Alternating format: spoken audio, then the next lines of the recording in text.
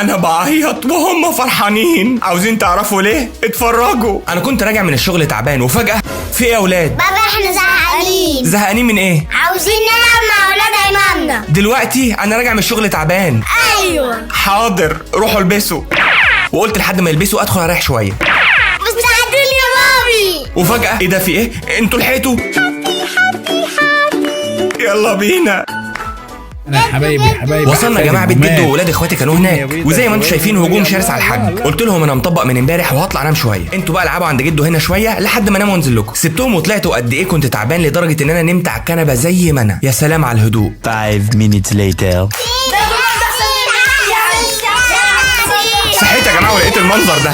ايه ده في ايه؟ هو ايه اللي بيحصل؟ انتوا بتعملوا ايه هنا؟ ما بقتش عارف انا فين ولا ايه اللي بيحصل. رحت قايم وقلت لهم اطلعوا بره، انا عايز انام. بقول لكم بره، عايز انام، تعبان وعايز انام.